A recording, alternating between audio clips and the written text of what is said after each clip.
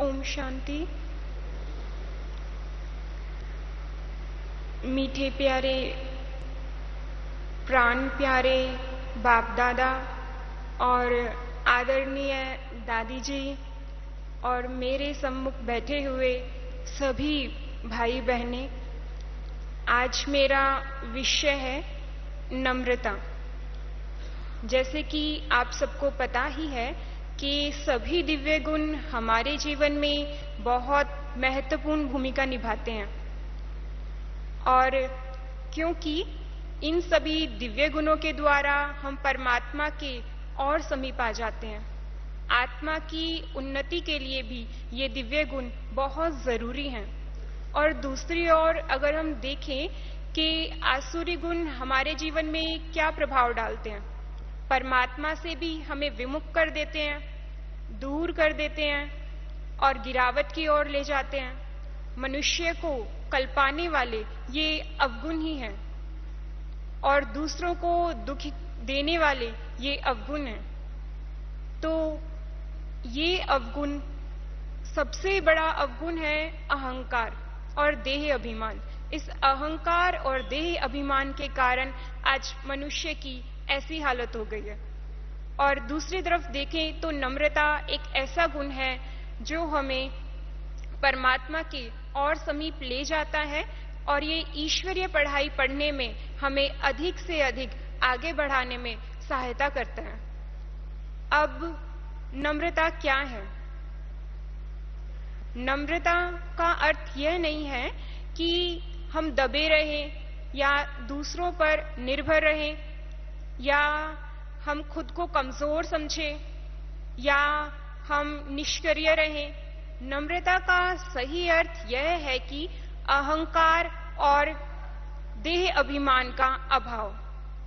अहंकार मनुष्य को, थोड़ा सा भी अगर अहंकार है तो वो मनुष्य को गिरावट की ओर ही ले जाता है, जरा सा अहंकार भी।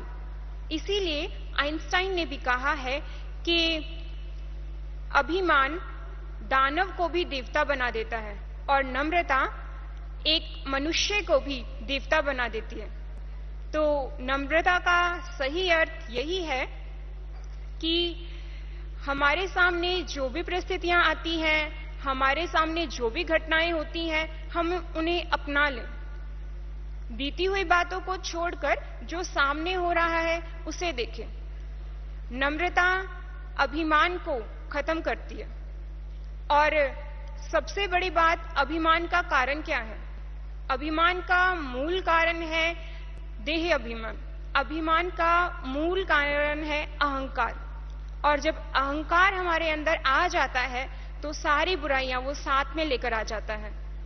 अब हम नम्रता का गुण, अब हमें पता तो चला कि अच्छा है और इसका अर्थ भी पता चला, लेकिन इस गुण को जीवन में धारण करने के लिए कुछ बातें जरूरी हैं। छोटी छोटी बातों का अगर हम ध्यान रखेंगे तो हम इस नम्रता के गुण को बहुत सहज तरीके से अपने जीवन में धारण कर सकते हैं। तो पहली बात है, जब भी हम बोले तो बहुत सोच समझकर बोले।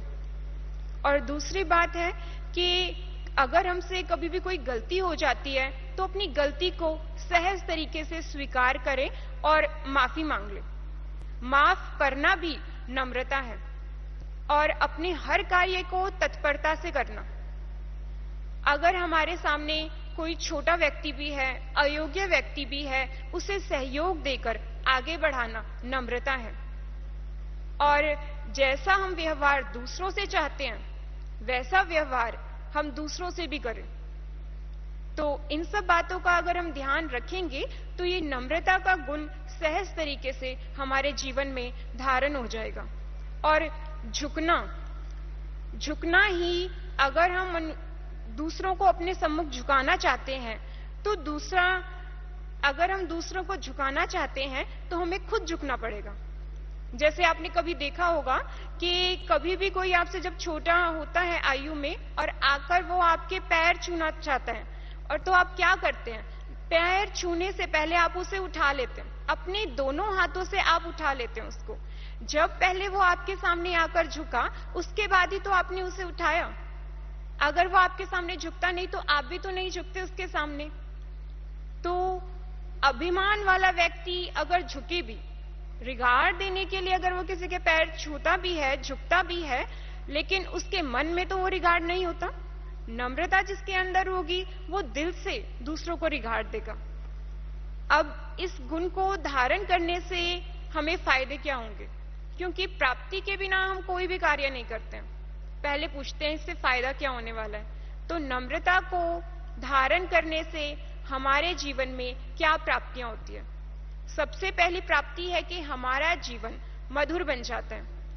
और एक विकार जिसके लिए हम सब कहते हैं कि हमें छोटी छोटी बातों पर क्रोध आ जाता है, अगर छोटी बातों पर न आए तो कभी कभी ऐसा हो जाता है कि आ जाता है, तो नम्रता का गुण अगर हमारे जीवन में होगा तो क्रोध सहज तरीके से समाप्त हो जाएगा और व्यक्ति की व्यक्तित्व को सौम्यता और सरलता इस गुण के द्वारा मिल सकती है और भावनात्मक तरीके से परिपक्वता इसके आधार से मिल सकती है।